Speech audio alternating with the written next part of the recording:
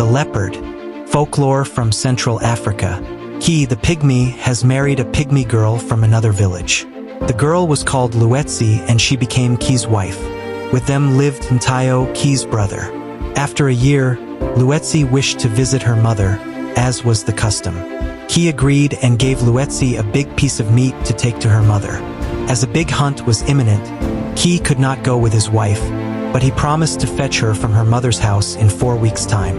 Now it happened that Key was bitten on the foot by a snake and could not walk. So he asked her brother named Ntayo to fetch her wife. Ntayo did want to go and said, "In a few days' time you will be able to walk again.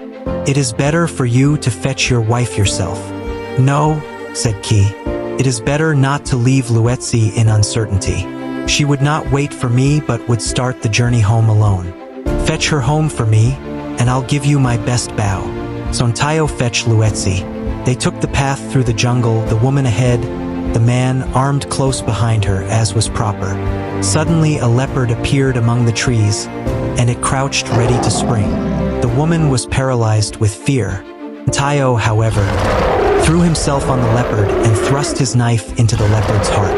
As it fell, the claws tore open Nti's shoulder. Then the beast healing herbs and put a bandage around it. Then she said, "You are brave, Ntayo. You saved my life. I wonder if Key would have done as much for me." "You ought not to say such things," said Ntayo. But Luetsi continued, "One has heard of men who allowed their wives to be eaten by the leopards, while they disappeared faster than a snake." "Not my brother Key," protested Ntayo. Then Luetsi said, "I have no child of his. It is because he does not love me enough." "You shouldn't talk such nonsense," said Ntayo. "He loves you, and he does not lack courage either. Perhaps he is the bravest of us three." "I wanted to see who of us was the greatest hero," said Luetsi. "Let's put it to the test," said Luetsi suddenly. "What do you mean?" inquired Ntayo. Eagerly, Luetsi told him, "I shall lie down as if the leopard had jumped on me and pinned me to the ground.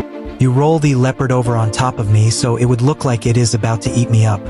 Then you run to Key as fast as you can. Tell him that the leopard has attacked me and bring him here." "Very well," said Ntayo. He rolled the leopard over on top of the obstinate woman and then ran home to fetch his brother. However, as soon as Luetsi could no longer see him, he decided to take his time. And so Luetsi had to lie there for hours, beneath the dead leopard in the distance. She could hear the roaring of the leopardess, looking for its dead mate. The jungle was full of threatening voices.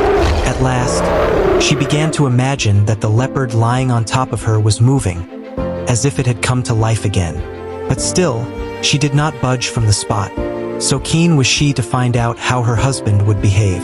Meanwhile, Ntayo had arrived at the village. He burst into the hut where his brother lay and repeated the words that Luetsi had told him. Key sprang to his feet without delay, and in spite of his bad foot, he ran after his brother. Soon indeed he overtook him, and although he was unarmed, he threw himself on the leopard. The woman rolled the dead beast over and stood up laughing. "What does this mean?" asked Key. "I wanted to see who of us was the greatest hero," said Luetsi.